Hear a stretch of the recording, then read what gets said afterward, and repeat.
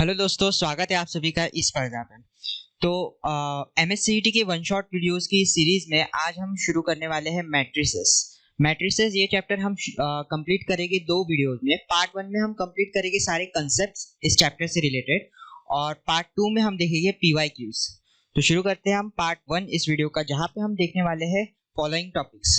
जो फर्स्ट है, हम देखेंगे order of matrix. Order of matrix क्या होता है, एलिमेंट्री ट्रांसफॉर्मेशंस क्या होते हैं मैट्रिसेस में, मैट्रिसेस किस किस टाइप्स के होते हैं। बाद में हम देखेंगे मैट्रिसेस पे जो भी ऑपरेशंस हमें परफॉर्म करने हैं। उसके बाद देखेंगे इनवर्स ऑफ मैट्रिक्स, जो काफी इंपॉर्टेंट है। इस पे हमेशा हर साल एक ना एक सवाल तो होता ही है मैट्रिसेस में से। उसके बाद हम देखेंगे एप्लीकेशन ऑफ मैट्रिक्स, और बाद में देखेंगे प्रॉपर्टीज ऑफ मैट्रिसेस के बारे में। ओके, तो शुरू करते हैं। सबसे पहले हम देखते हैं मैट्रिक्स क्या होता है। तो मैट्रिक्स क्या, हम ये जो वीडियो रहेगा ये क्विक रिवीजन के लिए वीडियो है, इसलिए अगर आप पहले से अगर पढ़ के आए होंगे तो आपको काफी बेनिफिशियल होगा। ठीक है, तो सबसे पहले तो मैट्रिसेस क्या होता है। मैट्रिसेस हम कह सकते हैं कि नंबर्स का एक टेबुलर फॉर्म में अरेंजमेंट्स, जिसकी मदद से हम कैलकुलेशंस को सिंपली कर पाए। ओके, तो अब सबसे पहले आता है टेबुलर अरेंजमेंट। तो यहाँ पे मैट्रिक्स का अगर मैं एक एग्जांपल देखूं तो कुछ इस तरह से, जैसे यहाँ पे मैंने कुछ नंबर्स लिख दिए 2 1 4 2 1 6। तो ये क्या हो गया, एक मैट्रिक्स हो गया, जिसे हम ऐसा स्क्वायर ब्रैकेट के अंदर लिखेंगे। ओके, और अब हम देखेंगे ऑर्डर ऑफ मैट्रिक्स यानी क्या। ऑर्डर ऑफ मैट्रिक्स रिप्रेजेंट करता है कि हम मैट्रिक्स में कितने रोज है और कितने कॉलम्स है। ओके, और इसे हम रिप्रेजेंट करते हैं m क्रॉस n। ये जनरलाइज फॉर्म है ऑर्डर ऑफ मैट्रिक्स को रिप्रेजेंट करने का। तो अगर मैं यहाँ पे देखूं, जो m है वो दिखाएगा नंबर ऑफ रोज, और n डिनोट करता है नंबर ऑफ कॉलम्स को। ओके, तो सिंपल नोटेशन है ये। अब जैसे ये मैट्रिक्स का मैंने एग्जांपल दिया 2 1 4 2 1 6। तो रोज क्या होती है, सबसे पहले तो जो हॉरिजॉन्टल जो भी है हमारा, उसे हम रो कहेंगे, और जो वर्टिकल है वो रहेंगे हमारे कॉलम्स। तो यहाँ पे हमें दिख रहा है कि हॉरिजॉन्टल में हमारी दो दो रोज है, करेक्ट। तो ये इसका हम जो ऑर्डर है वो किस तरह से लिख सकते हैं, 2 क्रॉस नंबर ऑफ कॉलम्स कितने हैं हमारे पास, 3 कॉलम्स है, तो 2 क्रॉस 3। तो यहाँ पे जो ऑर्डर है हमारी इस गिवन मैट्रिक्स का, वो हो गया 2 क्रॉस 3। इसी तरह से हम एक और एग्जांपल लेते हैं। जैसे एक एग्जांपल लिया हमने 1 2 4 6 1 3 2 1 4। तो यहाँ पर इस एग्जांपल में अगर हम बात करें तो फटाफट आप ट्राई करो कि इसका हम ऑर्डर किस तरह से लिखेंगे, number of rose cross number of columns. बताओ फटाफट। ठीक है, वीडियो को पॉज करके बताना है। अगर आप लोगों ने ट्राई कर लिया होगा तो हम देखते हैं यहाँ पे नंबर ऑफ रोज हमें कितनी दिख रही है। 1 2 3 हॉरिजॉन्टल रोज। ओके, तो 1 2 3, तो 3 क्रॉस, यहाँ पे कॉलम्स कितने हैं 3, तो 3। तो ये जो मैट्रिक्स है उसका ऑर्डर क्या हो गया, 3 क्रॉस 3। ये काफी बेसिक है लेकिन काफी इंपॉर्टेंट है। कई बार क्वेश्चंस में हमें डायरेक्टली दिया जाता है 2 क्रॉस 3 मैट्रिक्स बताओ, 4 क्रॉस 4 मैट्रिक्स बताओ। तो हमें पता होना चाहिए कि 4 क्रॉस 4 मैट्रिक्स दिखता कैसे है। ठीक है, तो ये हो गया हमारा ऑर्डर ऑफ मैट्रिक्स के बारे में। दूसरी चीज आती है एलिमेंट्री ट्रांसफॉर्मेशंस। एलिमेंट्री ट्रांसफॉर्मेशंस हम 3 टाइप के ट्रांसफॉर्मेशंस कर सकते हैं मेनली। या तो स्वैप कर देंगे किसी भी दो रोज को या फिर कॉलम्स को, या तो मल्टीप्लाई करेंगे हम रो को किसी कांस्टेंट से या फिर कॉलम को किसी कांस्टेंट से, या तो फिर हम किसी रो को ऐड कर देंगे दूसरे कॉलम में। तो यहाँ पे हम डिनोट किस तरह से करते हैं, सबसे पहले तो ये देख लेते हैं। सबसे पहली चीज है स्वैपिंग ऑफ रोज और कॉलम्स। यानी हम इसे किस तरह से, अगर मेरा कोई मैट्रिक्स है 1 2 4 1 3 6, ये मेरा मैट्रिक्स है। अगर मुझे पहला रो ट्रांसफॉर्मेशन करना है, पहला मुझे ट्रांसफॉर्मेशन करना है जहां पे मैं क्या कर रहा हूं, मैं स्वैप कर रहा हूं रो 1 को रो 2 से। ओके, इस तरह से अगर मैं ये ऑपरेशन करूं तो ये इसका मतलब क्या है, सबसे पहले तो रो 1 कौन सी है, ये हो गई हमारे रो 1, ये रो 2, ये रो 3। तो अगर मैं यहाँ पे करूं तो क्या हो जाएगा, रो 1 को स्वैप कर रहा हूं रो 2 से, तो रो 2 जो है वो रो 1 बन जाएगी और रो 1 रो 2 बन जाएगा। तो यहाँ पे मैं किस तरह से डिनोट करूंगा इसे, 2 3 1 1 4 6, करेक्ट। अब यहाँ पे आप देखोगे ये जो मैट्रिक्स है, ये कुछ मैट्रिक्स है और ये दोनों अलग अलग मैट्रिक्स है, करेक्ट। तो अब इन दोनों मैट्रिक्स को हम क्या बोलेंगे, इक्विवेलेंट मैट्रिक्स।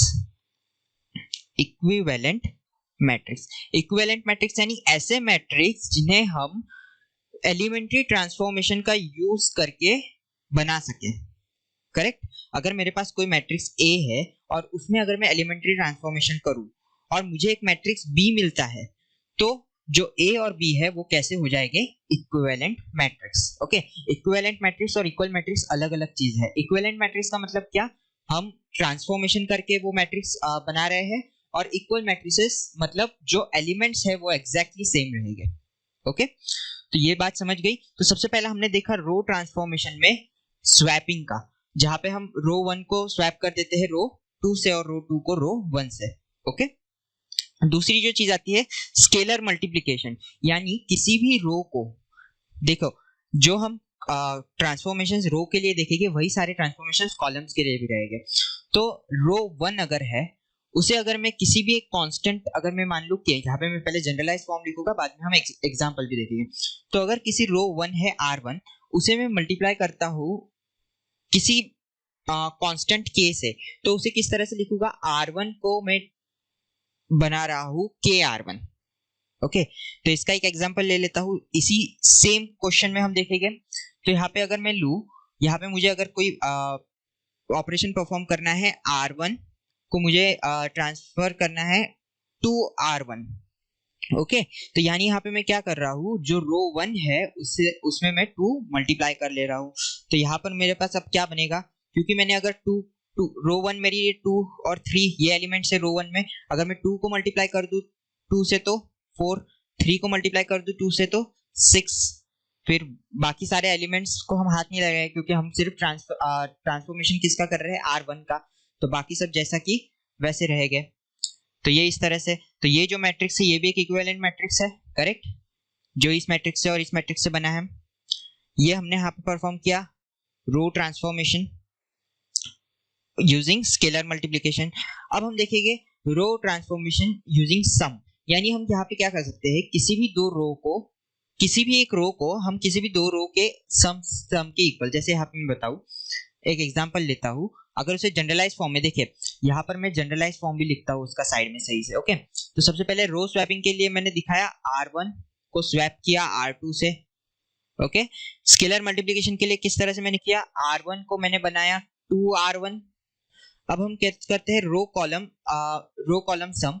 तो इसे मैं किस तरह से रिप्रेजेंट कर सकता हूँ, R1 प्लस, यहाँ पे मैं लिख सकता हूँ R1 प्लस KR2, यानी क्या, add once row multiple to another row, यानी किसी रो का मल्टीपल मैं एक और रो में ऐड कर सकता हूँ। अब ये k क्या हो सकता है? k कोई भी कांस्टेंट हो सकता है। यहाँ पे k में 1 भी ले सकता हूँ, 2 भी ले सकता हूँ। ओके, उसमें कोई प्रॉब्लम नहीं है। इसी जैसे मैं यहाँ पे अगर करके दिखाऊँ आपको, तो R1 को मैं लिखूँ अगर R1 प्लस R2।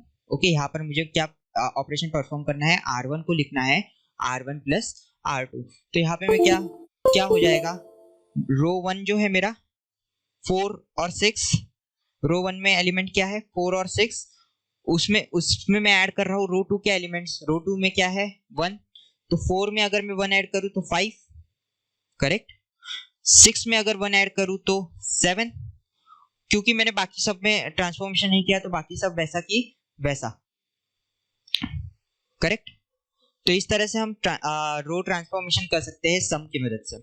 समझ में आई ये चीज? तो काफी सिंपल है, ज्यादा हार्ड है नहीं। सिर्फ हमें ध्यान में क्या रखना है, हम किस रो को या फिर किस कॉलम को हम ट्रांसफॉर्मेशन कर रहे हैं। ओके, ये हमने एग्जांपल्स लिए रो की मदद से। सेम चीज हम कॉलम की मदद से भी कर सकते हैं। जैसा यहाँ पे मैं एग्जांपल लेता हूँ एक, यही तीनों ऑपरेशंस मुझे कॉलम के फॉर्म में भी करना है। तो यहाँ पर मैं इरेज करूंगा इन सब चीजों को। ओके,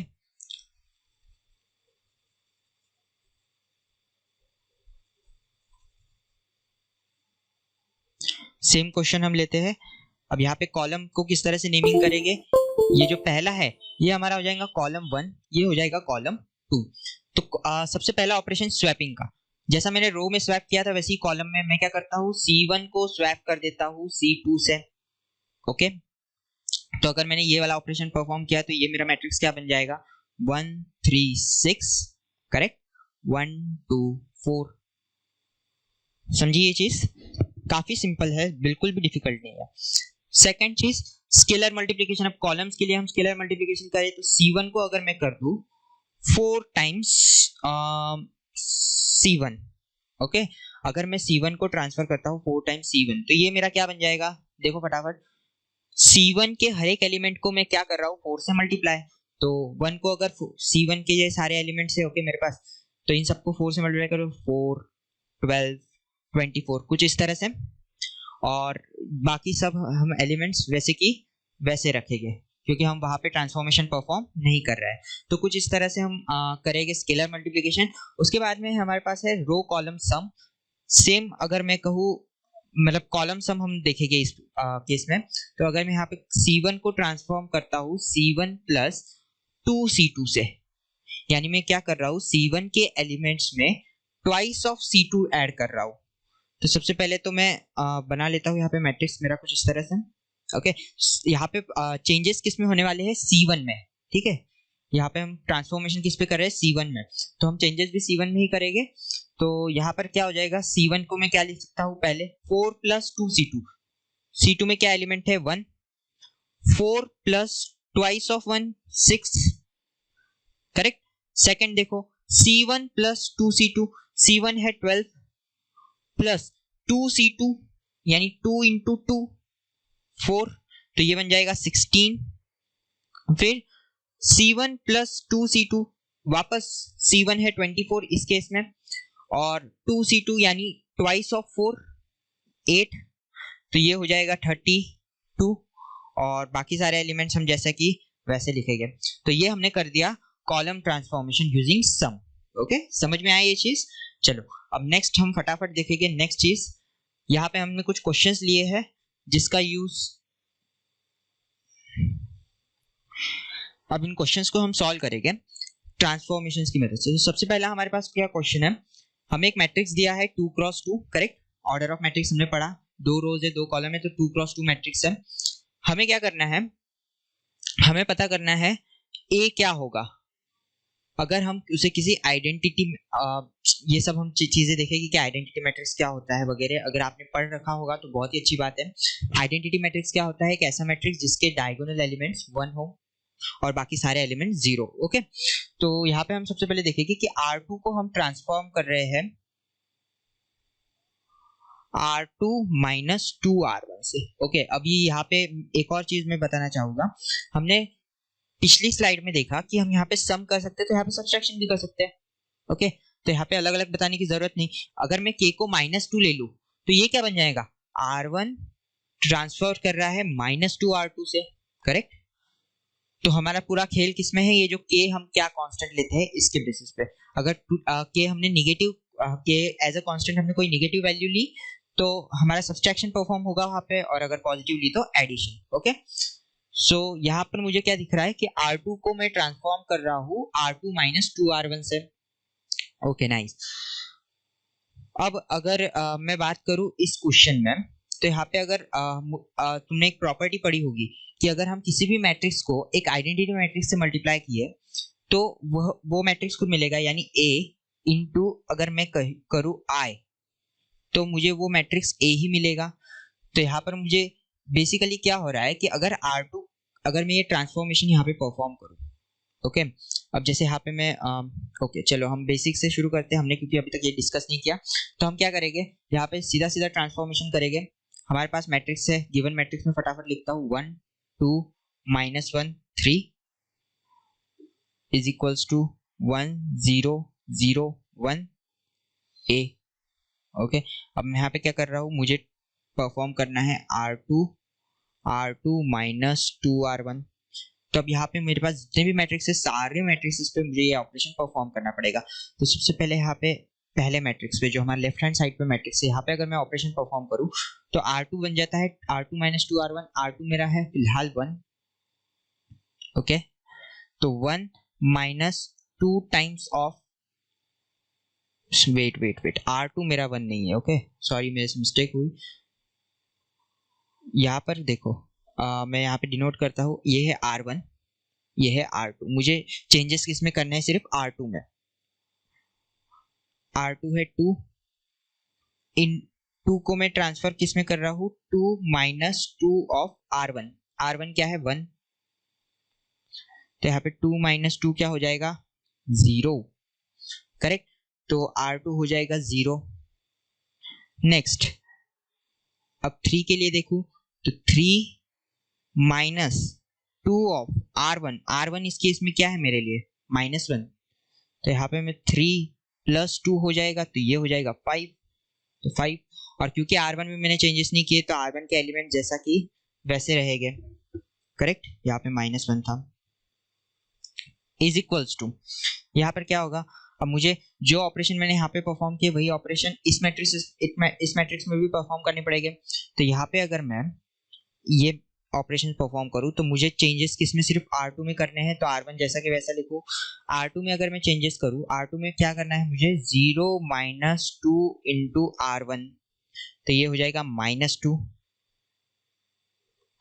और अगर मैं यहाँ पर देखूँ इस वाले एलिमेंट के लिए जो 1 है तो यहाँ पे 1 - 0 हो जाएगा, तो यहाँ पे 1, और a हमारा जैसा वैसा, तो मेरा जो आंसर आना चाहिए वो क्या आना चाहिए 1 - 1 0 5 1 0 - 2 1, और अगर हम ऑप्शंस में से देखें तो ये है option B, okay, option B.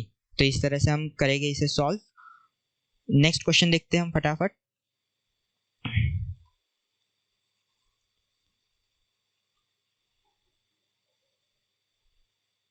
Okay, next है हमारे पास एक मैट्रिक्स दिया है A = 1 3 2 -2 -1 एंड 5। हमें क्या करना है, हमें दो ऑपरेशंस परफॉर्म करना है।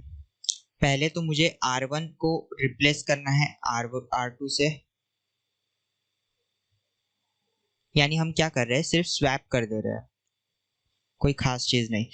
तो देखो यहाँ पर अगर मैं उसे डिनोट करूँ जनरलाइज फॉर्म में तो R1 सबसे पहले ये वाला ऑपरेशन परफॉर्म करेंगे। तो पहले तो मुझे पता होना चाहिए R1 R2 क्या है, तो यहाँ पे मैं दे देता हूँ, डिनोट करता हूँ R1 R2, ये है C1 C2 C3, ओके। सो R1 R2 को स्वैप करो, अगर मैं इन्हें स्वैप करूँ तो मेरे पास क्या मिलेगा मुझे मैट्रिक्स 3 - 2 5, स्वैप करना मतलब इस तरह से, और यहाँ पे बन जाएगा 1 2 -1, ओके। पहला ऑपरेशन हमने परफॉर्म कर लिया। अब सेकंड ऑपरेशन में हम क्या करेंगे, C1 को हमें ट्रांसफॉर्म करना है C1 + 2 C3 से, तो यहाँ पे मैं डिनोट करूंगा C1 को ट्रांसफॉर्म करना है C1 + 2 C3, ओके। तो अब यहाँ पर मेरे पास C1 क्या है C1 C2 C3, कॉलम 1 में चेंजेस होने वाले हैं, बाकी सारे एलिमेंट जैसे कि वैसे, तो यहाँ पे मैं लिखता हूँ सर कॉलम 1 को मैं अभी रहने देता हूँ, बाकी सारे एलिमेंट्स को जैसा वैसा लिख देता हूँ, ओके। यहाँ से क्या होगा हमारे पास, अगर मैं ऑप्शंस देखूँ तो कौन कौन से बचेंगे, अगर मैं इसकी बात करूँ तो यहाँ पे मुझे पता है यहाँ पे कोई चेंजेस नहीं होने वाले, करेक्ट। तो यहाँ से मैं अगर ऑप्शंस एलिमिनेट करना शुरू करूँ तो 5 और -1 जो है मेरा C3 होना चाहिए, तो 5 और -1 C3 कौन से ऑप्शन में है C, तो C ही मेरा करेक्ट ऑप्शन होना चाहिए। ये तो हो गई direct method, okay. Time save करने के लिए हम ये चीज कर सकते हैं। यहाँ पे क्योंकि हम प्रैक्टिस कर रहे हैं तो यहाँ पे हम इसे सॉल्व करके करेंगे। तो सबसे पहले हमें C1 को करना है ट्रांसफॉर्म, तो C1 को अगर ट्रांसफॉर्म करूँ तो C1 को मुझे ट्रांसफॉर्म करना है C1 + 2 C3, तो C1 क्या है मेरा इस केस में 3 + 2 इंटू C3 में कौन सा एलिमेंट है 5, तो 3 + 2 इंटू 5 10 यानी 13, तो मेरा ये वाला जो एलिमेंट है वो 13 हुआ, करेक्ट। और नेक्स्ट के लिए C1 के दूसरे एलिमेंट के लिए यानी 1 + 2 इंटू C3 यानी -1, तो ये हो जाएगा 1 - 2 यानी -1, तो ये हो जाएगा -1। तो यहाँ पर अगर मैं देखूँ तो एलिमेंट्स मुझे कौन कौन से मिले, 13 - 2 5 -1 2 -1, जो हमने पहले प्रेडिक्ट किया था वही करेक्ट आंसर है, ओके। तो यहाँ पे MSCET के लिए अगर मैं बात करूँ तो क्वेश्चन ज्यादा हार्ड नहीं होते, केवल हमें थोड़ा ऑप्शंस एलिमिनेट करके भी हम हमारा काफी टाइम सेव कर सकते हैं, क्योंकि टाइम बहुत इंपॉर्टेंट है CET में, ओके। सो अभी ये हम अभी तक हमने देखा एलिमेंट्री ट्रांसफॉर्मेशन जितने भी हैं, कॉलम ट्रांसफॉर्मेशन, रो ट्रांसफॉर्मेशन, 3 ऑपरेशंस हमने देखे, स्वैपिंग, स्केलर मल्टीप्लिकेशन और दूसरा सम या फिर सब्सट्रैक्शन जो भी होगा, ठीक है। तो अभी हम देखते हैं नेक्स्ट टॉपिक। नेक्स्ट है टाइप्स ऑफ मैट्रिक्स। तो यहाँ पे मैंने कुछ टाइप्स लिखे हैं मैट्रिसेस के, इनके अलावा भी कुछ टाइप्स है जो हम बाद में देखेंगे, लेकिन जो इंपॉर्टेंट टाइप्स है वो यही है। तो सबसे पहला रो मैट्रिक्स। ओके, तो रो मैट्रिक्स कैसा होता है? एक ऐसा मैट्रिक्स जिसमें सिर्फ एक रो हो। ओके, कॉलम्स जितने चाहे हो सकते हैं, लेकिन रो क्या हो? नंबर ऑफ रोज 1। जैसे मैं यहाँ पे एग्जांपल लूँ, रो मैट्रिक्स का अगर कोई एग्जांपल दूँ तो 2 4 6। अब ये जो मैट्रिक्स है इसमें क्या है? जो रोज है वो 1 है, करेक्ट? तो ये जो है हमारा रो मैट्रिक्स का एक एग्जांपल हो गया। Second, column matrix. Column matrix यानी ऐसे मैट्रिक्स जिसमें कॉलम नंबर ऑफ जो कॉलम्स हो वो 1 हो। जैसे मैं यहाँ पे एग्जांपल दूँ, ओके वेट, यहाँ पे मैं अगर लूँ 2 1 3, तो यहाँ पे मुझे क्या दिख रहा है? इस मैट्रिक्स में सिर्फ एक ही कॉलम है। नंबर ऑफ रोज कितने भी हो सकते हैं, लेकिन कॉलम क्या है? सिर्फ एक ही है। तो यहाँ पर ये भी जो एग्जांपल है कॉलम मैट्रिक्स का हो गया। Rectangular matrix. रेक्टेंगुलर मैट्रिक्स ऐसे मैट्रिक्स जिसमें नंबर ऑफ रोज और नंबर ऑफ कॉलम्स इक्वल नहीं रहेंगे। ठीक है, तो यहाँ पे हम क्या यूज कर सकते हैं? Order of matrix. अगर मुझे कोई मैट्रिक्स दिया है 3x4 ऑर्डर का, तो यहाँ पे मुझे क्या दिख रहा है? जो नंबर ऑफ रोज है वो 3 है, नंबर ऑफ कॉलम्स 4 है। तो ये जो मैट्रिक्स है ये रेक्टेंगुलर मैट्रिक्स, क्योंकि number of rose number of columns के इक्वल नहीं है। उसके बाद में आता है स्क्वायर मैट्रिक्स। स्क्वायर मैट्रिक्स यानी ऐसे मैट्रिक्स जिसमें नंबर ऑफ रोज इक्वल रहेंगे नंबर ऑफ कॉलम्स के। तो अगर मुझे कोई एग्जांपल लेना है 3x3 matrix, 2x2 matrix, 4x4 matrix, तो जो भी मैट्रिक्स रहेंगे जिनका ऑर्डर कुछ इस तरह रहेगा, वो सारे मैट्रिक्स कैसे होंगे? Square matrix. Okay, square matrix जिनसे हमें ज्यादातर डील करना है इस चैप्टर में। एग्जांपल अगर मैं देखूं तो 2 1 4 6। ओके, क्या है ऑर्डर ऑफ मैट्रिक्स? ये जो मैंने एग्जांपल दिया इसका ऑर्डर क्या हो जाएगा इस मैट्रिक्स का? ये हो जाएगा 2x2। तो ये कैसा मैट्रिक्स है? एक स्क्वायर मैट्रिक्स है। एक और एग्जांपल 1 3 4 2 6 0। ये भी एक मैट्रिक्स है। इसका ऑर्डर क्या होगा? फटाफट बताओ। ठीक है, अगर तुम लोगों ने राइट बताया होगा तो इसका ऑर्डर होगा 2x3 है। और अगर 2x3 ऑर्डर है यानी number of rose number of columns के इक्वल नहीं है, तो ये कैसा हो गया? एक रेक्टेंगुलर मैट्रिक्स का एग्जांपल। ये हो गया स्क्वायर मैट्रिक्स का एग्जांपल, करेक्ट? बाद में है नल मैट्रिक्स। नल मैट्रिक्स यानी a matrix m cross n whose all elements are 0, correct? एक ऐसा मैट्रिक्स जिसके सारे एलिमेंट 0 है वो हो जाएगा नल मैट्रिक्स, फिर चाहे उसका ऑर्डर कुछ भी हो। बाद में है diagonal matrix. A square matrix is called diagonal matrix if its all non-diagonal elements are 0 and diagonal elements may or may not be 0। यानी अगर मैं बात करूं 1 0 0 2, तो ये एक एग्जांपल डायगोनल मैट्रिक्स का। अच्छा, किसी भी मैट्रिक्स का डायगोनल क्या होता है? देखो, अगर मेरा कोई मैट्रिक्स है A B C D E F G E H, ऐसा कुछ मैट्रिक्स है, तो डायगोनल क्या होगा? हम टॉप मोस्ट कॉर्नर से बॉटम मोस्ट कॉर्नर की तरफ जाएंगे। तो ये जो मैंने यहाँ पे आपको लाइन दिख रही है, यही क्या है? उस मैट्रिक्स का डायगोनल। अब डायगोनल मैट्रिक्स यानी ऐसा मैट्रिक्स जहां पर जो नॉन डायगोनल एलिमेंट है वो सारे कैसे हो? 0 हो, करेक्ट? तो अगर मुझे जनरलाइज फॉर्म में अगर इसी मैट्रिक्स का अगर मुझे डायगोनल मैट्रिक्स निकालना है तो मैं किस तरह से लिख सकता हूँ? ए ई एच डायगोनल एलिमेंट्स, जैसे कि वैसा जो नॉन डायगोनल एलिमेंट्स है वो सारे मैं कैसे कर दूंगा? 0, कुछ इस तरह से। ओके, तो ये हो गया एक डायगोनल मैट्रिक्स का एग्जांपल। अब ऐसा भी हो सकता है कि कोई मैट्रिक्स है जहां पर डायगोनल एलिमेंट्स तो 0 है ही, नॉन डायगोनल एलिमेंट भी 0 है। तो क्या ये मेरा डायगोनल मैट्रिक्स है? हाँ है, ये भी मेरा एक डायगोनल मैट्रिक्स ही है। और साथ ही मुझे ये भी दिख रहा है कि क्योंकि इसके सारे एलिमेंट 0 है तो ये एक मेरा नल मैट्रिक्स भी है, करेक्ट? तो ये भी कुछ ऐसा सवाल पूछ सकते हैं कि अगर एक नल मैट्रिक्स है तो क्या ये एक डायगोनल मैट्रिक्स भी है? हाँ, हर एक नल मैट्रिक्स जो है वो डायगोनल मैट्रिक्स भी हो सकता है, करेक्ट? अभी नेक्स्ट हम जाएंगे स्केलर मैट्रिक्स। स्केलर मैट्रिक्स यानी a diagonal matrix is said to be scalar matrix if the elements of principal diagonals are same। यानी अगर किसी मैट्रिक्स के जो सारे डायगोनल एलिमेंट्स है वो सेम रहे तो वो हो जाएगा एक स्केलर मैट्रिक्स, करेक्ट? सारे डायगोनल एलिमेंट सेम और नॉन डायगोनल एलिमेंट 0, ये इंपॉर्टेंट चीज है। तो स्केलर मैट्रिक्स के लिए क्या इंपॉर्टेंट है? पहला तो वो डायगोनल मैट्रिक्स हो, ओके, और दूसरा सारे जो डायगोनल एलिमेंट्स हैं वो इक्वल हो। ये दो इंपॉर्टेंट चीजें जो हमें ध्यान रखनी है स्केलर मैट्रिक्स के लिए। अब एग्जांपल अगर मैं स्केलर मैट्रिक्स का लूँ तो 1 1 1 0 0 0 0 0 0, ये एक स्केलर मैट्रिक्स का एग्जांपल दिया। 1 की जगह यहाँ पे मैं अगर 2 2 2 लिखता तो भी एक स्केलर मैट्रिक्स होता, करेक्ट। तो सबसे पहले स्केलर मैट्रिक्स के लिए क्या इंपॉर्टेंट चीज है, एक तो वो डायगोनल मैट्रिक्स होना चाहिए और उसके जो सारे डायगोनल एलिमेंट्स है वो कैसे होने चाहिए, इक्वल होने चाहिए। अभी नेक्स्ट है लिमिट मैट्रिक्स और आइडेंटिटी मैट्रिक्स। आइडेंटिटी मैट्रिक्स ये काफी इंपॉर्टेंट है। आइडेंटिटी मैट्रिक्स को जनरली रिप्रेजेंट करते हैं आई से, ओके। अब आइडेंटिटी मैट्रिक्स से किस तरह से दिखता है, काफी सिंपल स्ट्रक्चर है, देखो उसका। उसके डायगोनल एलिमेंट्स हमेशा 1 रहेंगे, बाकी सारे एलिमेंट 0। ये हो गया हमारा आइडेंटिटी मैट्रिक्स। ये मैंने एग्जांपल दिया 2x2 मैट्रिक्स के लिए। 3x3 वाला भी आइडेंटिटी मैट्रिक्स हो सकता है, जो कुछ इस तरह से दिखेगा, करेक्ट। तो ये सारे एग्जांपल है आइडेंटिटी मैट्रिक्स के। आइडेंटिटी मैट्रिक्स की कुछ प्रॉपर्टीज भी है इंपॉर्टेंट, जो हमें ध्यान में रखनी पड़ेगी, जो हम आगे देखने वाले हैं इसी वीडियो में, ओके। सो ये हो गया आइडेंटिटी मैट्रिक्स, जिसे हम यूनिट मैट्रिक्स भी बोलते हैं या फिर लिमिट मैट्रिक्स भी बोला जा सकता है। उसे डिनोट करते हैं कैपिटल आई से। अब नेक्स्ट आता है upper triangular matrix, lower triangular matrix. So upper triangular matrix क्या होता है,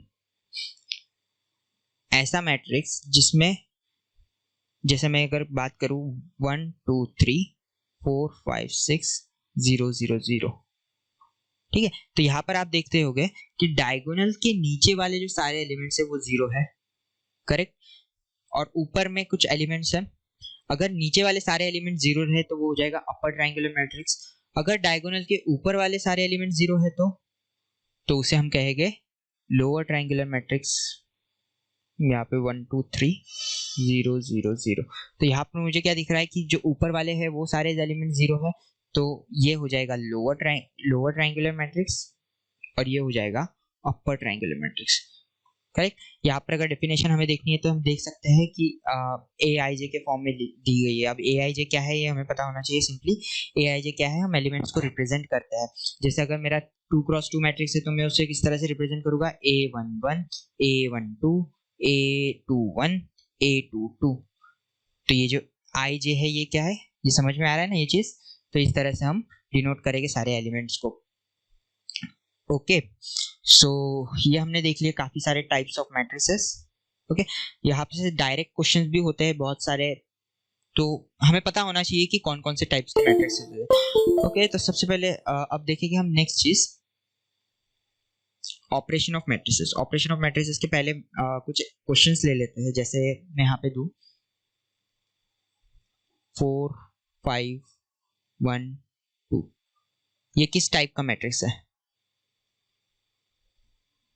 एक स्क्वायर मैट्रिक्स। स्क्वायर मैट्रिक्स क्यों है, क्योंकि यहाँ पर जो नंबर ऑफ रोज है वो नंबर ऑफ कॉलम्स के इक्वल है। इसका ऑर्डर अगर मैं लिखूं तो 2x2, करेक्ट। सिमिलरली मैं यहाँ पे कोई एग्जांपल लूं 1 1 1 0 0 0 0 0 0, ये कैसा मैट्रिक्स है, ओके। तो यहाँ पे चलो मैं एग्जांपल देता हूँ आप लोगों को, कुछ ऑप्शंस देता हूँ। जैसे एक आइडेंटिटी मैट्रिक्स, बी ऑप्शन है यूनिट मैट्रिक्स, सी ऑप्शन है डायगोनल मैट्रिक्स, डी ऑप्शन है स्केलर मैट्रिक्स, ई ऑप्शन है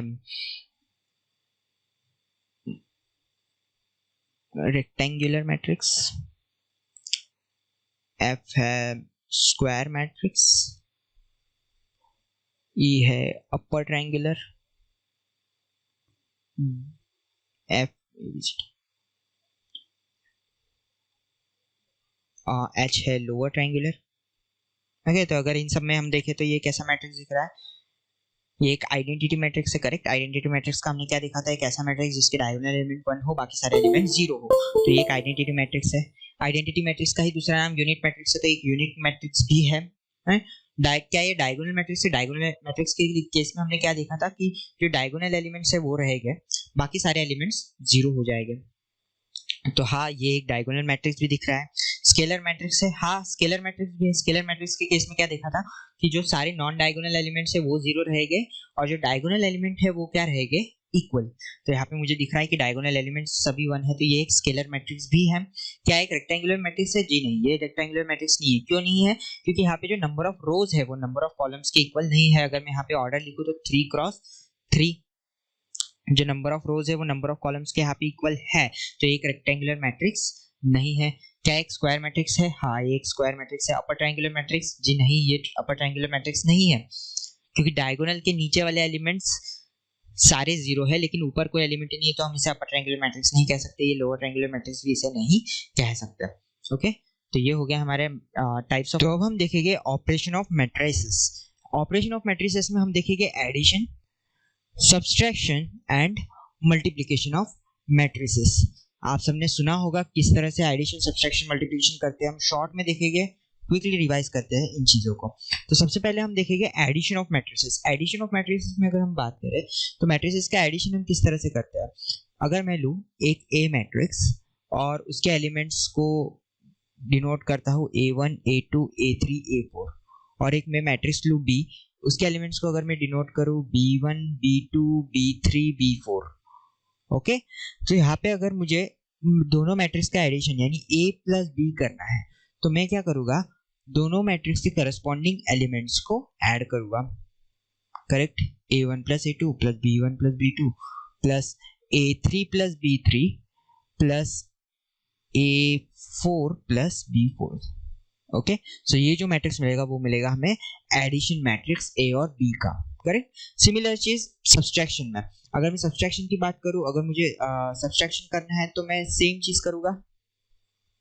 correct, A1 minus B1, A2 minus B2, A3 minus B3 and A4 minus B4। तो इस तरह से हम करेंगे मैट्रिक्स का एडिशन और सब्सट्रैक्शन। काफी ज्यादा सिंपल चीज है ये। ओके, इंपॉर्टेंट चीज है मल्टीप्लिकेशन। इसका मैट्रिक्स का मल्टीप्लिकेशन किस तरह से करता है, तो अब देखो ऑपरेशन ऑफ मैट्रिसेस में हम देखेंगे सबसे पहले scalar multiplication. What is scalar multiplication? तो स्केलर यानी एक कांस्टेंट, यानी अगर कोई मैट्रिक्स है A, उसको मैं कोई K से मल्टीप्लाई कर दूं। K क्या है? एक कांस्टेंट है, तो जो K है वो हर एक एलिमेंट के साथ मल्टीप्लाई हो जाएगा।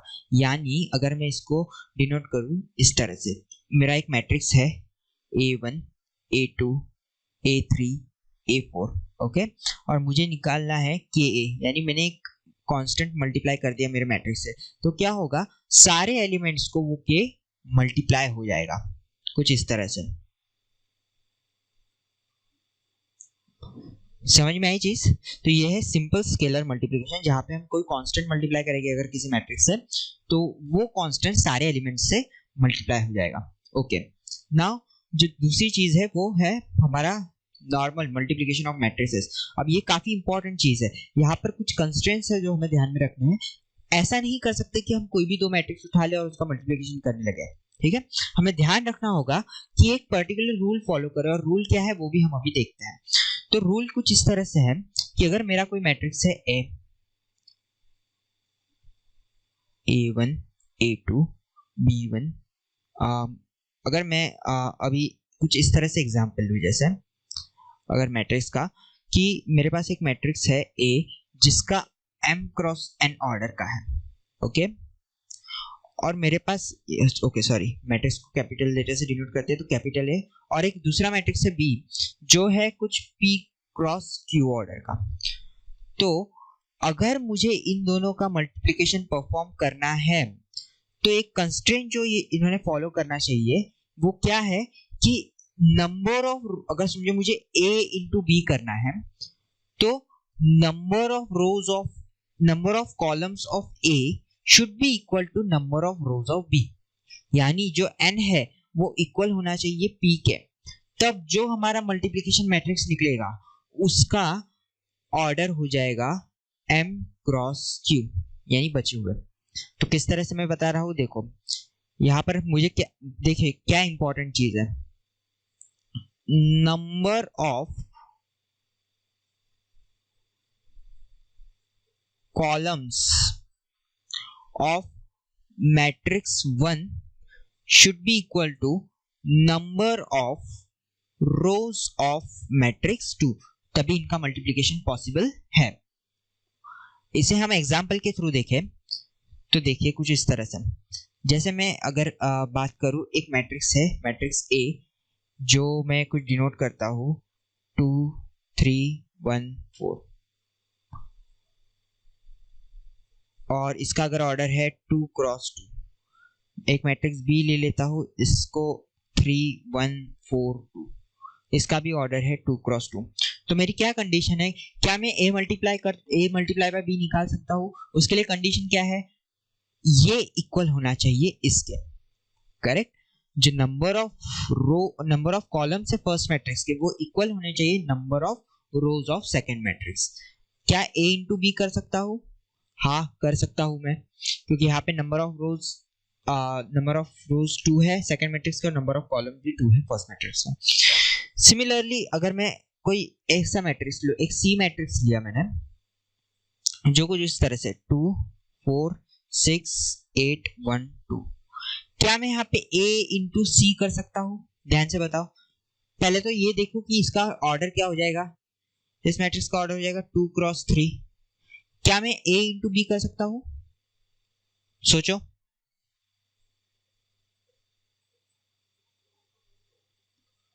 कर सकता हूं मैं?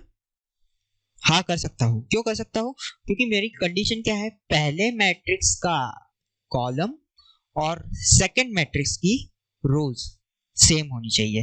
तो पहले मैट्रिक्स में कितने कॉलम्स है? 2। सेकंड मैट्रिक्स में रोज कितनी है? 2।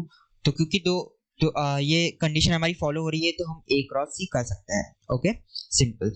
नाउ अब जो भी हमारा मैट्रिक्स बनेगा, ठीक है, ए मल्टीप्लाई बाय सी करके हमारा जो भी मैट्रिक्स बनेगा, उस मैट्रिक्स का ऑर्डर क्या होगा, जो बचे हुए हैं उसे उस ऑर्डर में, यानी 2 क्रॉस 3 जो हमारा मैट्रिक्स बनेगा वो क्या होगा, 2 क्रॉस 3 का। अगर मैं इसे कुछ डायग्रामेटिकली रिप्रेजेंट करूं, तो मैं किस तरह से करूंगा कि अगर मेरा मैट्रिक्स है m क्रॉस n और दूसरा मैट्रिक्स है n क्रॉस q।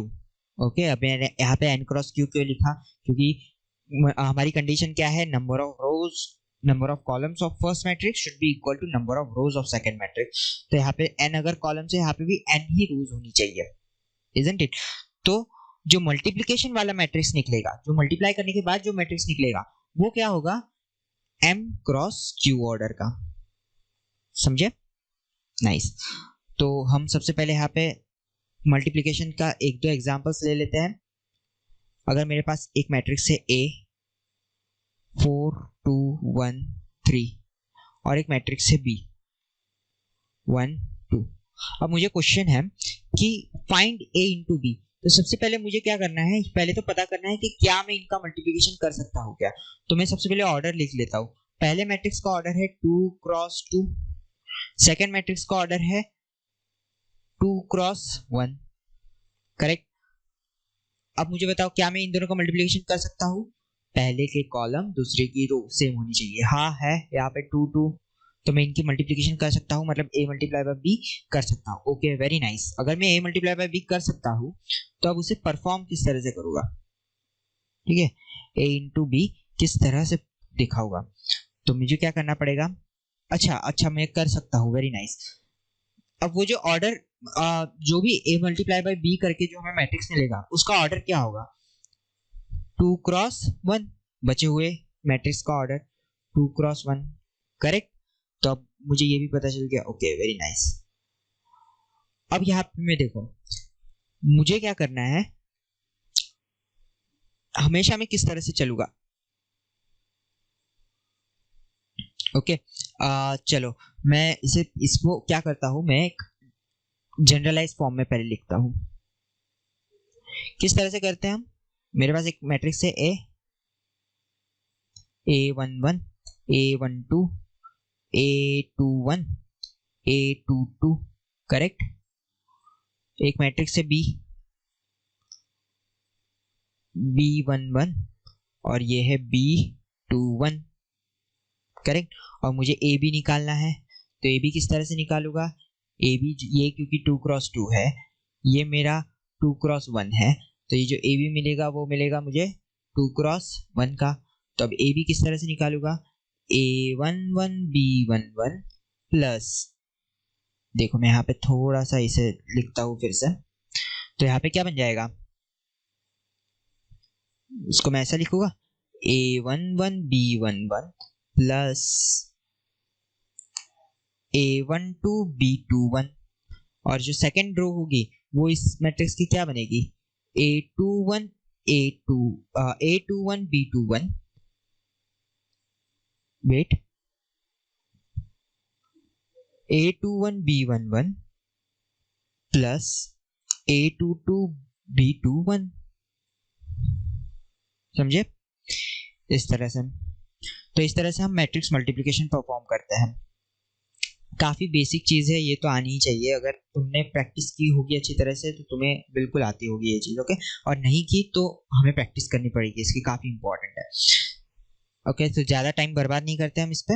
अभी हम देखते हैं कॉन्जुगेट ऑफ मैट्रिक्स। तो कॉन्जुगेट ऑफ मैट्रिक्स क्या होता है, अगर मुझे कोई मैट्रिक्स दिया है और उसमें इमेजिनरी नंबर्स है, लाइक मुझे एक मैट्रिक्स दिया 2 + 3i 4 - 4i 2 और 4, अगर मुझे ये मैट्रिक्स दिया है समझो, ठीक है।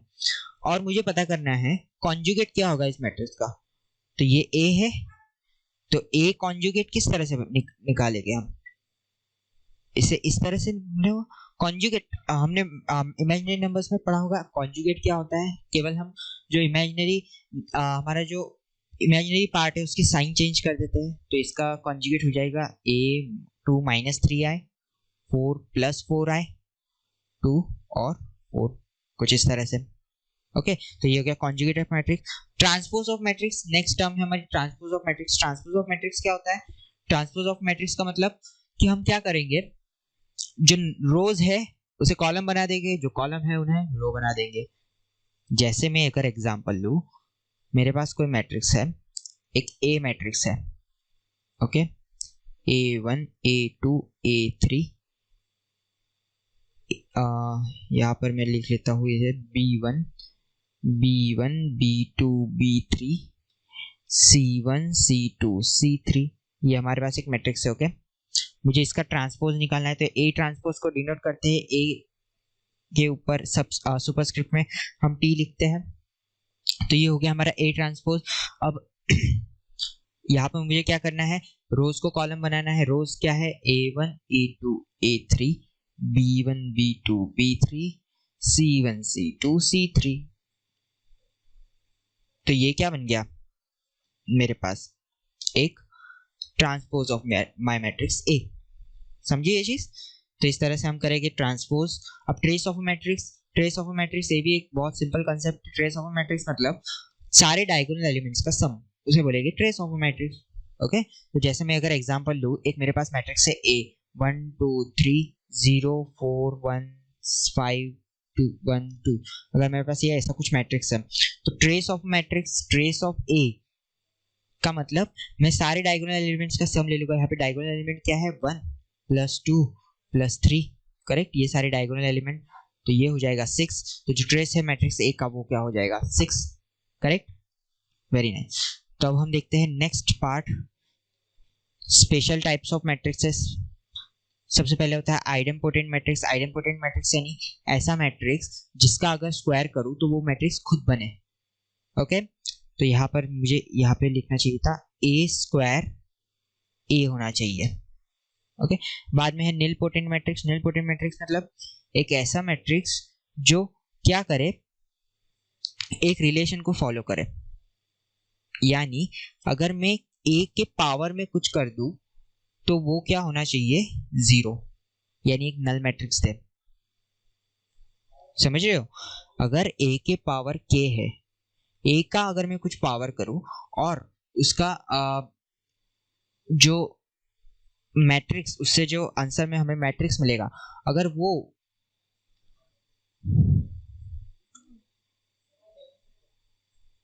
नल मैट्रिक्स मिलता है तो वो जो है वो एक नील पोटेंट मैट्रिक्स बनेगा, करेक्ट। A के पावर मतलब मैं क्या कर रहा हूँ, A × A, समझो A² = नील। तो A × A जब करूँ तो मुझे जो मिलेगा वो हो जाएगा एक नल मैट्रिक्स, और वो हम कहलाएगा नील पोटेंट मैट्रिक्स। सिमेट्रिक मैट्रिक्स मतलब एक ऐसा मैट्रिक्स जिसके दोनों साइड के अगर डायगोनल एलिमेंट्स देखूं तो करस्पॉन्डिंग डायगोनल एलिमेंट सेम हो गए। जैसे मैं यहाँ पे एग्जांपल देता हूँ 1 2 3 एक ऐसा डायगोनल है, 4 यहाँ पर भी 4 हो, 5 यहाँ पर भी 5 हो, 6 यहाँ पर भी 6 हो, यानी ए आई जे इक्वल हो जाएगा ए जे आई के। ओके, ए आई जे किसके इक्वल होना चाहिए? ए जे आई के। सिंपल, ये हो गया सिमेट्रिक मैट्रिक्स के लिए। अगर मैं स्क्यू सिमेट्रिक मैट्रिक्स की बात करूं तो स्क्यू सिमेट्रिक मैट्रिक्स में क्या हो जाएगा? ये मैट्रिक्स है 1 2 3, सिर्फ डिफरेंस बहुत बहुत माइन्यूट डिफरेंस है। वो माइन्यूट डिफरेंस क्या है देखो, 1 2 3 4 -4 5, अगर यहाँ पे -5 है तो यहाँ पे 5, यहाँ पे 3 है तो यहाँ पे -3, कुछ इस तरह से। करेक्ट, मतलब जो ए आई जे है वो हो जाएगा माइनस ऑफ ए जे आई। किस केस में? स्क्यू सिमेट्रिक मैट्रिक्स के केस में। ओके, नाउ अब ऑर्थोगोनल मैट्रिक्स। ऑर्थोगोनल मैट्रिक्स यानी ऐसे मैट्रिक्स जिसमें A इंटू ए ट्रांसपोज करो तो वो आई है। ये ऐसे मैट्रिक्स होते हैं हमारे ऑर्थोगोनल मैट्रिसेस। समझ गए ये चीज? ओके, तो अब हम नेक्स्ट टॉपिक की ओर बढ़ते हैं। माइनर्स। माइनर क्या होते हैं? कोई भी मैट्रिक्स का अगर मुझे माइनर फाइंड करना है तो मैं किस तरह से, जैसे मेरे पास एक एग्जांपल है 1 2 3, पहले हम 2 क्रॉस 2 मैट्रिक्स से शुरू करते हैं। ओके, माइनस काफी इंपॉर्टेंट है, माइनस को डिनोट करते हैं कैपिटल एम से। ओके, अगर मेरे पास एक मैट्रिक्स है ए, ये है 2 1 4 5। ओके, और मुझे फाइंड करना है माइनर मैट्रिक्स ऑफ ए। तो सबसे पहले माइनर, हम हर एक एलिमेंट का माइनर निकालते हैं। ओके, जैसे यहाँ पर अगर मैं बात करूँ तो अगर फर्स्ट रो के फर्स्ट कॉलम के फर्स्ट रो का जो फर्स्ट एलिमेंट है उसका अगर माइनर निकालूंगा तो M11। ठीक है, M डिनोट्स माइनर। तो माइनर क्या होता है 2 क्रॉस 2 मैट्रिक्स में? उसका हमेशा अपोजिट वाला। क्या है यहाँ पे 5, तो यहाँ पे 5। माइनर ऑफ 1 2 M12, तो M12 क्या हो गया? ये वाला एलिमेंट 4, और 4 के अपोजिट क्या है? 1, तो माइनर ऑफ 4 क्या हो जाएगा? 1। माइनर ऑफ 2 1, सेकेंड रो के फर्स्ट एलिमेंट का minor 4। Minor of 2 2, second row के सेकेंड एलिमेंट का माइनर, उसके अपोजिट वाला 2। करेक्ट, तो ये हो गया हमारा माइनस माइनस। और अगर मैं माइनर मैट्रिक्स निकालूं ए के लिए तो वो क्या बन जाएगा फिर? अभी 5 1 4 2। सिंपल डायगोनल एलिमेंट्स हमें लिखना है। ओके, अगर मुझे इसके लिए माइनर लिखना है तो इसका डायगोनल एलिमेंट। करेक्ट, मुझे इसके लिए माइनर लिखना है तो इसका डायगोनल एलिमेंट। कुछ इस तरह से हम करेंगे। समझिए ये चीज? ओके, नाउ अगर मुझे माइनर निकालना है किसी मैट्रिक्स का, 3 क्रॉस 3 मैट्रिक्स का, तो वो किस तरह से निकालूंगा? अब जैसे मेरे पास है A11 A12 A13 A21 A22 A23 A31 A32 A33। अब मुझे इसका माइनर निकालना है तो ये मैं किस तरह से निकालूंगा? तो माइनर ऑफ 1 1, यानी फर्स्ट एलिमेंट जो है हमारे फर्स्ट रो का, उसका माइनर अगर मुझे निकालना है तो मैं क्या करूंगा? उस रो और उस कॉलम को छोड़ दूंगा। मेरे पास बचा क्या? ये चीज। करेक्ट, तो जैसा हम 2 क्रॉस 2 मैट्रिक्स सॉल्व करते हैं वैसे ही हम इसे भी करेंगे। तो मेरे पास क्या बचेगा? A22 into A33 minus A23 into A32। समझ गए? वैसे ही अगर मुझे A12 के लिए निकालना है तो 12 के लिए माइनर ऑफ, यहाँ पे देखो मैं लिखता हूं, माइनर ऑफ 12 क्या हो जाएगा? मैं क्या करूंगा? वो 1 रो 1 कॉलम को छोड़ दूंगा, रो को छोड़ दूंगा। ओके, फर्स्ट रो को छोड़ दूंगा, सेकंड कॉलम को छोड़ दूंगा। फिर मेरे पास बचे कौन कौन से एलिमेंट? A2, ये वाली चीज बची। करें, A21 A31 A23 A33। तो यहाँ पे अगर मैं सेम जिस तरह से मैंने यहाँ पे किया वैसे ही मैं इन चारों एलिमेंट्स का भी निकाल लूंगा ना। A21 A31 A23 A33। तो अगर मैं इन चारों अगर मैं इसे भी इस तरह से लिखूं तो किस तरह से क्या बनेगा ये मेरा? ये बन जाएगा A21 into A33 minus A23 into A31, इस तरह से, राइट। अगर समझो मुझे इस वाले एलिमेंट के लिए, तो ये वाला एलिमेंट क्या हो जाएगा, M22, A22 के लिए माइनर M22। अब अगर मैं इसके लिए निकालूं तो मुझे क्या करना पड़ेगा, ये वाला कॉलम छोड़ देना पड़ेगा, ये वाली रो छोड़ देनी पड़ेगी। फिर मेरे पास अब 4 एलिमेंट्स कौन कौन से बचे थे, कौन कौन से बचे अभी इस केस में, A11 बचा, A13 बचा, A31 बचा, A33 बचा। तो इसका माइनर मैं किस तरह से निकालूंगा, simple, A11 into A31 minus A31 into A13, कुछ इस तरह से, समझिए ये चीज। तो काफी सिंपल है माइनर निकालना। अब नेक्स्ट चीज है कोफैक्टर्स। कोफैक्टर्स क्या होते हैं, कोफैक्टर अगर मैं देखूं तो माइनर का अगर मैं बात करूं तो माइनर जैसे ही होते हैं। कोफैक्टर का हमें सिर्फ ध्यान रखना पड़ेगा साइन का। अगर मैं MIJ, यानी अगर मेरे पास माइनर है किसी एक एलिमेंट का और मुझे कोफैक्टर एलिमेंट निकालना है, तो कोफैक्टर एलिमेंट किसी भी इसका वो हो जाएगा -1 की power I+J into MIJ। Okay, तो ये फॉर्मूला हमें ध्यान में रखना है। यानी अगर I और J का एडिशन अगर ऑड नंबर आता है तो उस केस में जो हमारा MIJ है, हमारा जो कोफैक्टर है, वो MIJ के साइन के अपोजिट होगा।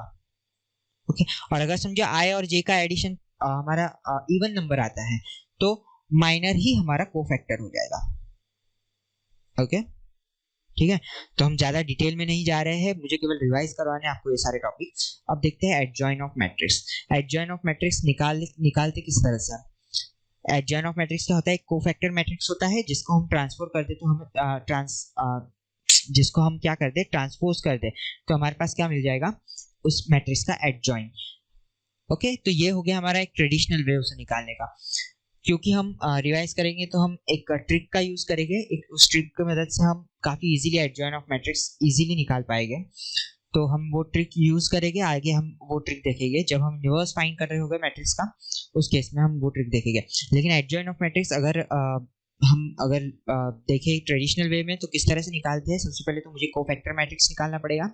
कोफैक्टर मैट्रिक्स को अगर मैं ट्रांसपोज कर दूं तो मुझे मिल जाएगा adjoin of matrix. Okay, next चीज, यहाँ पे कुछ क्वेश्चंस हैं। तो सबसे पहले हमें इनवर्स ऑफ मैट्रिक्स, पहले तो हम पता करते हैं इनवर्स ऑफ मैट्रिक्स। तो पहला क्वेश्चन है find the inverse of matrix of this. तो मेरे पास एक सिंपल है, एक मैट्रिक्स दिया है 3 1 -2 4। अब ए अगर मेरे पास कोई मैट्रिक्स है A, तो इसको A इनवर्स को किस तरह से डिनोट करेंगे, A⁻⁻1।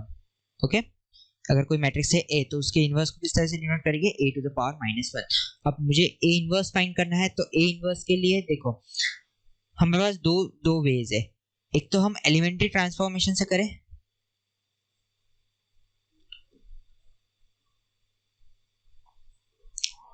या तो फिर हम क्या कर सकते हैं, हम एडजॉइन का यूज कर सकते हैं। करेक्ट, या तो एलिमेंट्री ट्रांसफॉर्मेशन से करो या तो एडजॉइन का यूज करो। एडजॉइन का अगर मैं यूज करूं तो मेरे पास फॉर्मूला क्या बनता है, 1/mod A, यानी A inverse is equals to 1/mod A into adjoint of A। अगर मैं A का एडजॉइन कर दूं और उसके सारे एलिमेंट्स को डिटरमिनेंट से डिवाइड कर दूं A के, तो मेरे पास A इनवर्स मिल जाएगा। ओके, तो यहाँ पर देखो हम इस क्वेश्चन को किस तरह से सॉल्व करेंगे। हमारे पास ये मैट्रिक्स गिवन है। अभी मैं क्या करता हूँ, अगर मुझे इसका A इनवर्स फाइंड करना है तो मैं क्या करूँगा, बहुत सिंपल, 3, मैं इस मैट्रिक्स को जिस तरह से वैसे लिखूंगा। ओके, इसके पहले 2 कॉलम्स को मैं रिपीट करूंगा, तो 3 1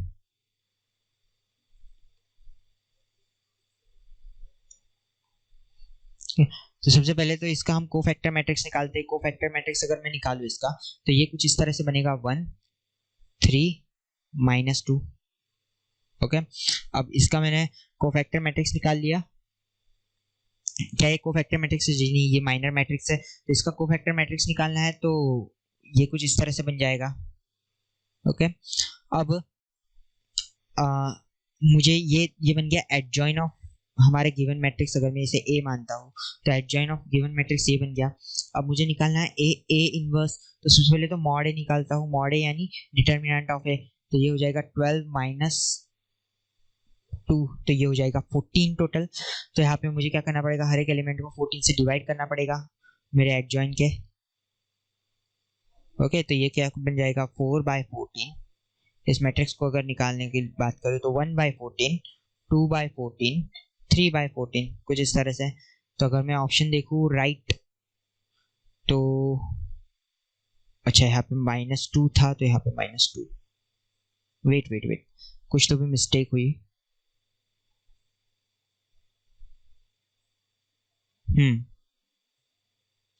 हाँ, हमने क्या नहीं किया है यहाँ पे, देखो यहाँ पर गड़बड़ क्या हुई। जब हमने एडजॉइन निकाला तो सिर्फ कोफैक्टर मैट्रिक्स निकाल लिया। अभी मुझे क्या करना पड़ेगा, इसका ट्रांसपोज निकालना पड़ेगा ना। तो एडजॉइन ऑफ ए का, एडजॉइन ऑफ ए कब, ये तो बन गया सिर्फ एक कोफैक्टर मैट्रिक्स मेरे ए का। अब एडजॉइन ऑफ ए निकालने के लिए इसका ट्रांसपोज करना पड़ेगा। तो इसका अगर मैं ट्रांसपोज करूँ तो ये बन जाएगा 4 - 1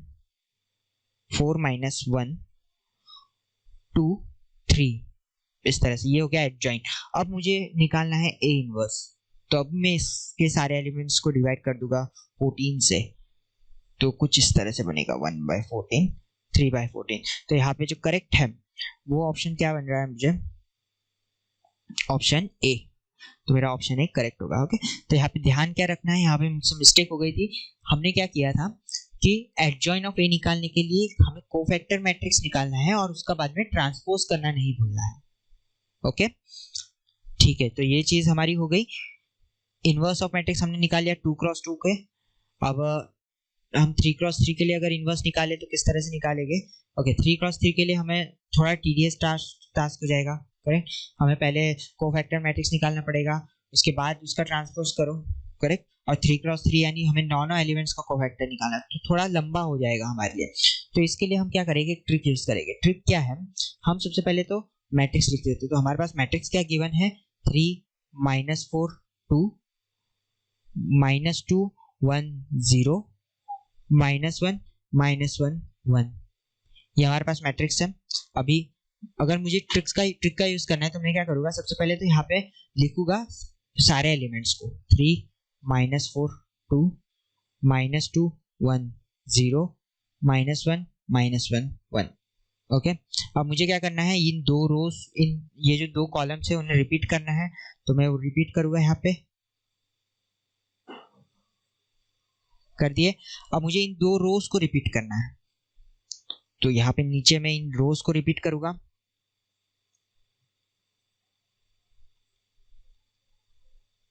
कर लिया मैंने। अब मैं क्या करूंगा, यहाँ पर मुझे दो चीजों को बिल्कुल भूल जाना है, समझ लो। पहला रो और पहला कॉलम, इसे भूल जाऊंगा मैं।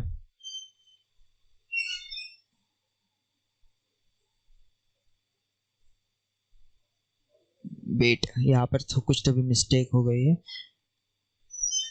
ओके, पहला रो और पहला कॉलम भूल गया। अब मेरे पास जितने भी एलिमेंट्स है इन्हीं के साथ मुझे काम करना है। तो ये सारे एलिमेंट्स है मेरे पास। अब मुझे एडजॉइन ऑफ ए किस तरह से मिलेगा, देखो काफी सिंपल है। यहाँ पर मैंने आपको पहले भी बताया था कि एडजॉइन की ट्रिक देखेंगे हम 3x3 मैट्रिक्स के लिए, क्योंकि बहुत ज्यादा लंबी प्रोसेस हो जाती है। तो यहाँ पे हम क्या करेंगे, देखो हम 2x2 मैट्रिक्स को ध्यान देंगे यहाँ पे, ठीक है, और निकालेंगे। चलो इसके लिए देखो, ये पहला है 4 एलिमेंट्स। करेक्ट, 1 -0 तो 1। ठीक है, हम सॉल्व भरे कॉलम वाइज करते रहे, लेकिन यहाँ पे लिखेंगे एलिमेंट रो में।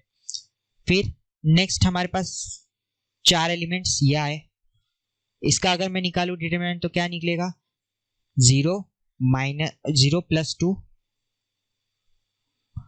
अब नेक्स्ट 4 एलिमेंट 2 -1। फिर अभी मैं क्या करूं, अब मैंने ये कर लिया। अभी नेक्स्ट, अभी इन 4 एलिमेंट्स को मैं देखूंगा, इन 4 एलिमेंट्स को ऑब्जर्व करूंगा। तो यहाँ पे -1 × 2, -1 × 2 क्या होगा, -2 + 4 2, फिर इन दो के लिए 3 + 2 5, इनके लिए 4 - 3, 4 + 3 7। ओके, अब नेक्स्ट हमारा इस पे ध्यान देंगे हम। -2 ये हो जाएगा -4, इसके लिए -4 हो गया। अब इसके लिए 3 -8, तो यहाँ पे हो जाएगा -5। तो ये क्या बन गया है, ये एडजॉइंट बन गया। अब मुझे पता है अगर मुझे ए इनवर्स फाइंड करना है तो एडजॉइंट मैट्रिक्स को मुझे किससे डिवाइड करना है, मॉड ए से। इसलिए मॉड ए निकाल देता हूँ मैं। इसका अगर निकालने जाऊँ तो 3 × 1 माइनस, यहाँ पे बन जाएगा 2 × -4 + 2 -2 प्लस -1 × यहाँ पे बन जाएगा -2 यहाँ पे, तो यहाँ पे बन जाएगा 3 - 4 + 2, तो ये हो जाएगा 1। तो इसको अगर मैं 1 से डिवाइड करूँ तो बिल्कुल वही मैट्रिक्स आ जाएगा। तो यहाँ पे जो ए इनवर्स है वो मेरा एडजॉइंट ऑफ मैट्रिक्स ए के इक्वल हो जाएगा। तो यहाँ पे मुझे कौन सा ऑप्शन सही लग रहा है, ऑप्शन नंबर, ओके वेट, यहाँ पे 1 2, यहाँ पे क्या हो जाएगा, मैंने यहाँ पे शायद मिस्टेक कर दी इस वाले मैट्रिक्स को सॉल्व करने में। तो ये क्या हो जाएगा, 2 + 1 हो जाएगा, यानी 3 हो जाएगा। ठीक है, तो मेरा ऑप्शन सी मैच कर रहा है यहाँ पे। ओके, थोड़ा कैलकुलेशन एरर था, एक बार देख लेना इसे। तो कुछ इस तरह से सॉल्व करेंगे हम इनवर्स ऑफ मैट्रिक्स के प्रॉब्लम को। ओके, अब यहाँ पे देखो सिंपल क्वेश्चन से, फाइंड द कोफैक्टर A12। मुझे मैट्रिक्स दिया गया है -2 -3 और यहाँ पर 3 5, ये हमारे पास ए मैट्रिक्स है और मुझे कोफैक्टर फाइंड करना है A12 के लिए। तो A12 का कोफैक्टर क्या हो जाएगा, A12 यानी ये वाला एलिमेंट फर्स्ट रो के second column, first row second column. Okay, तो A12, अब इसके लिए अगर मुझे कोफैक्टर फाइंड करना है तो मुझे बहुत अच्छी तरह से पता है कि जब भी 2 × 2 मैट्रिक्स रहा तो मैं डायगोनल एलिमेंट देखूंगा। सबसे पहले तो मैं क्या देखूंगा, माइनर देखूंगा। तो माइनर क्या हो जाएगा 1 2 के लिए, -3। अब मुझे कोफैक्टर फाइंड करना है तो -1 के पावर i + j, मैंने फॉर्मूला क्या बताया था, Cij = -1 के power i + j × Mij। Okay, तो यहाँ पे M12 के 1 + 2, ओके, Ij क्या है, I1 है, J2 है, तो 1 + 2 3, तो -3 हो जाएगा, तो ये हो जाएगा 3। तो मेरा आंसर क्या होना चाहिए, करेक्ट, ऑप्शन ए।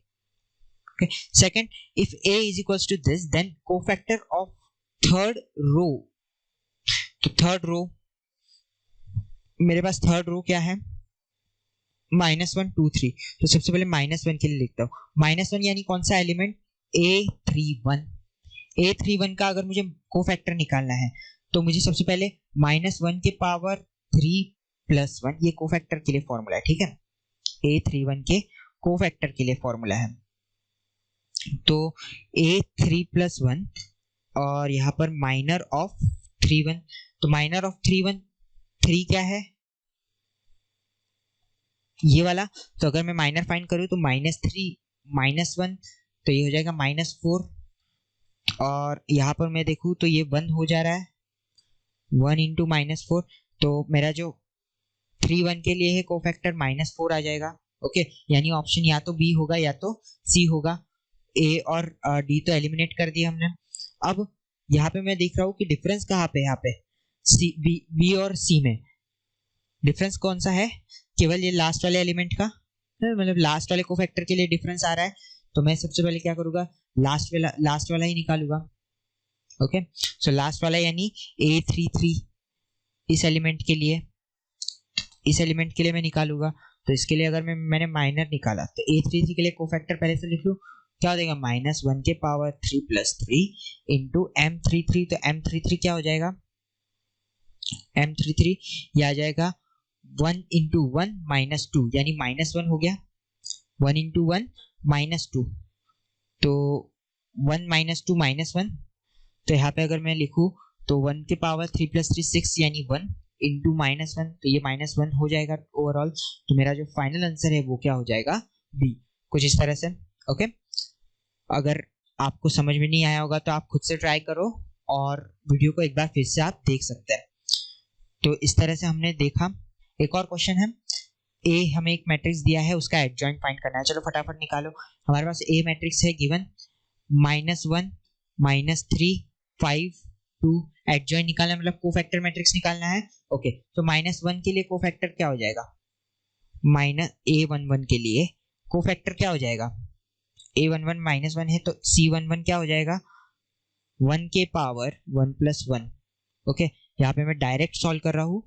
अच्छा, एक काम करता हूँ, ये होमवर्क क्वेश्चन है। ओके, ये ट्राई करके देखो आप कि किस तरह से हम फाइंड करेंगे एडजॉइन ऑफ ए। यहाँ पर अगर मैं फटाफट सॉल्व करूँ तो मुझे किस तरह से दिखता है, देखो ये हो जाएगा 2 1 3 2 -1 -3 और यहाँ पे 5 हो जाएगा।